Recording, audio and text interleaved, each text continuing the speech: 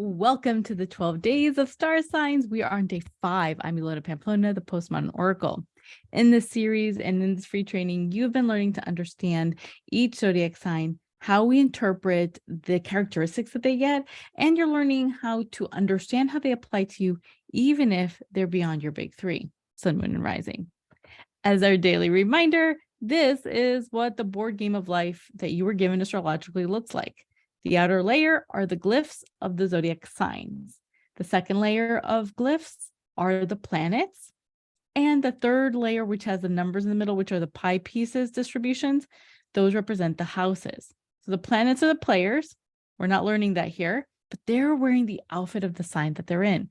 That's what we're focusing on in this series. And today we're going to be talking about Leo, the lion. The mythology behind this is actually quite interesting. So it goes back to the legend of the Nemean lion, which was one of the duties or the labors that Heracles or Hercules had to complete in order to make penance. So basically what happened is that when Heracles was younger, Hera didn't like him and put a little spell on him, and he went a little crazy and unalived his family. And so in order to make up for that, the Oracle of Delphi let him know that he had to do 12 specific tasks, including defeating the Nemean lion. Now, the Nemean lion was like invincible, even though, Heracles or Hercules was like, I got to do this. This was a challenge. He had to really face his fears and get it done to make up for what he did to his family. And he did end up defeating the lion. He used his skin as a cloak and protected him, gave him a lot of power, and he used his mane as a helmet. And so when this was complete, because this was part of a penance, the spirit of the lion was put into a constellation of Leo. So we got this lion mane energy as the symbolism. Now, Leo is a fire sign and a fixed sign. So now we have a little new combination. So fire we've seen with Aries, fixed we've seen with Taurus, but this time we're mixing the alchemy and the energy and the spontaneity of fire with the dependability of the fixed sign.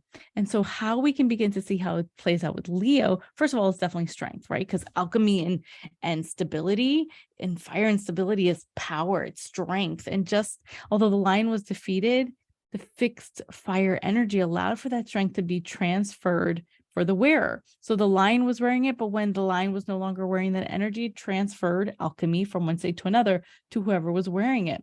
We've got courage because Hercules or Heracles, however you want to say in the Greek or Roman version, had to face a lion. He had to be courageous and say, this is what I get to do. This is what I've been tasked to do. This also goes to the loyalty archetype of Leo, because Leos are known to be super loyal. First of all, because it represents the heart part of the body, but also Heracles had to complete the 12 labors to make up for the penance, right? It was his mission, and it was the representation of loyalty to his family. Even though he could have been defeated by the lion, his loyalty allowed him to face difficult experiences head on, heart on, like heart-based, to complete the missions. Now, when we look at how these characteristics, these archetypes fit into our sign, we do the loop around the outer layer until we find the symbol. So here is the symbol for Leo. I happen to have Mars and Leo in the 8th house. Mars is the planet of motivation. It's the planet of war. It's a planet of, energy and action taking. And I have Leo there. So one of the things that one can say is that when I need to take action, I am very courageous. I am courageous in my actions.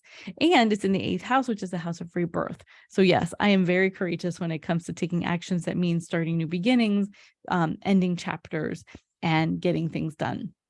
So that's how we begin to ask. So you get to ask yourself, what planets do you have Leo in? What house is Leo in? And remember, if you have Leo in a house that's empty, no planets there, you're all good. You don't have to worry about something being right or wrong.